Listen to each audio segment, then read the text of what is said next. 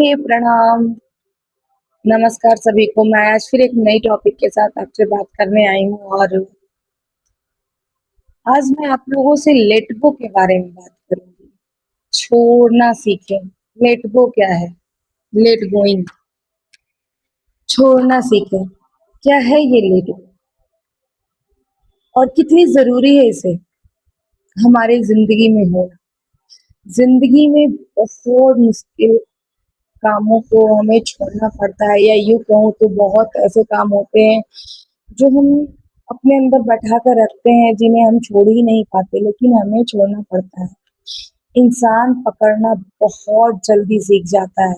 इंसान किसी भी चीज़ को पकड़ना बहुत जल्दी सीख जाता है, छोड़ना नहीं। आप छोटे बच्चों को देखा होगा आपने कि वो एक उँगली से पहले वो किसी चीज़ को पकड़ने की कोशिश करते हैं, लेकिन उसे फिर छोड़ना नहीं आता। वो धीरे-धीरे छोड़ना भी सीख लेते हैं। लेकिन पकड़ना सबसे पहले सीखते हैं, तो हम इंसान पकड़ना बहुत जल्दी सीख जाते हैं, लोगों को, यादों को, फीलिंग को, बातों को। लेकिन छोड़ना उससे बहुत मुश्किल हो जाता है, जो हम नहीं सीख पाते और यही पकड़ धीरे-धीरे दर्द बन जाती है। ओवरथिंकिंग बन जाती है। ओवरथिंकिंग का सबसे बड़ा कारण यही है कि हम किसी चीज़ को छोड़ नहीं पाते।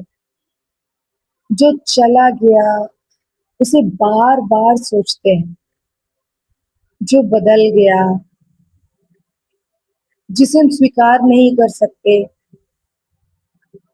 जो हमारे कंट्रोल में नहीं है, उसे हम पकड़ कर बैठे रहते हैं, हम उसे छोड़ते ही नहीं हैं।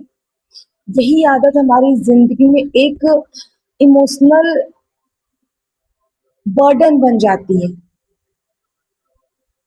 लेट गोइंग का मतलब भूल जाना नहीं होता। मैं जो फ़ील करती हूँ लेट गो इनका मतलब भूल जाना नहीं होता, बल्कि एक्सेप्ट करना होता है। लेकिन वही एक्सेप्टेंस सबसे मुश्किल होता है और सबसे भारी भी। इंसान चाहता है कि चीज़ें उसकी मर्ज़ी के हिसाब से हों, रिश्ते वैसे रहें, लोग वैसे ही रहें, सिचुएशन वैसी ही रहे जैसा वो सोचता है। लेकिन सच्चाई ज़िंदगी की ये नहीं होती है। ज़िंदगी बदलती है, लोग बदलते हैं, हालात बदलते हैं। जब इंसान चेंज को एक्सेप्ट नहीं कर पाता ना, तो वो अंदर से ही टूटने लगता है। यही स्थिति एक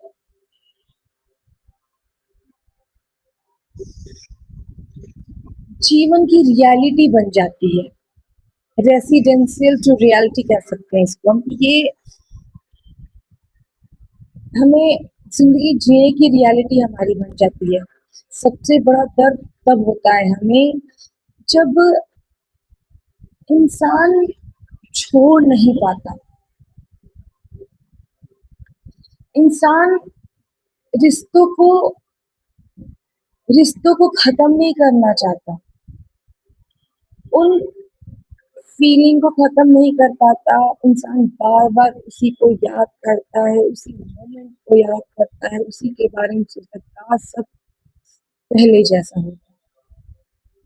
काश सब पहले जैसा होता। इंसान बार-बार उसी धारणा में लगा रहता है, काश सब पहले जैसा होता। लेकिन ऐसा नहीं होता है, कुछ भी पहले जैसा नहीं होता।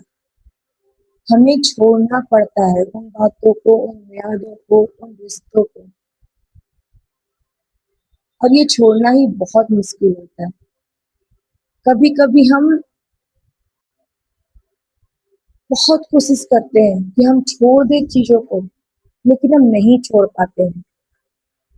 उस दर्द से हम बहुत दूर जाना चाहते हैं, उस यादों से हम बहुत दूर जाना चाहते हैं, जिन यादों ने कभी हमें बहुत खुशियाँ दी थी, आज वो यादें हमारे अंदर एक जंजीर की जकड़न बनकर बैठ जाती है और उन बातों को ही हम छोड़ना चाहते हैं, लेकिन वो छोड़ नहीं पाते।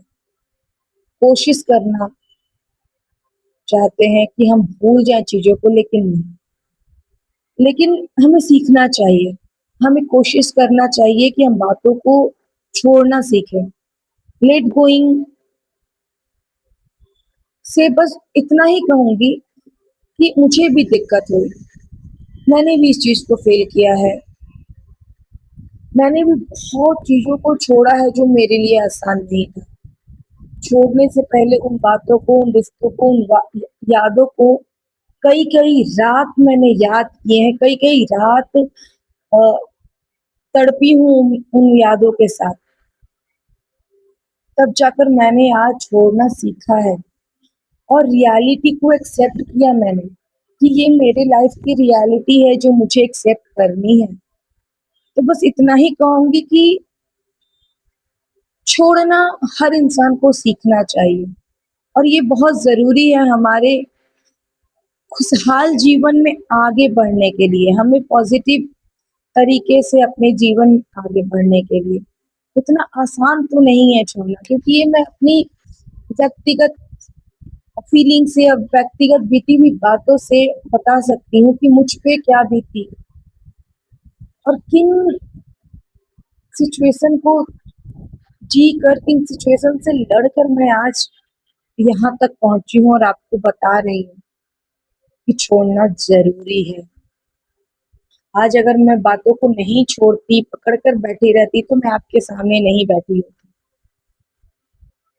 किसी कमरे में रो रही होती, किसी कमरे में डिप्रेशन में हो रही होती। क्योंकि मैंने उन लम्हों को जकड़ के अपने अंदर रखा जो मेरे कभी थे ही नहीं। और यकीन मानिए हमें उन्हीं बातों को, उन्हीं यादों को, उन्हीं रिश्तों को छोड़ना सीखना चाहिए, जिन्हें हम अपना मानते हैं लेकिन वो अपने हमारे कभी होते ही नहीं।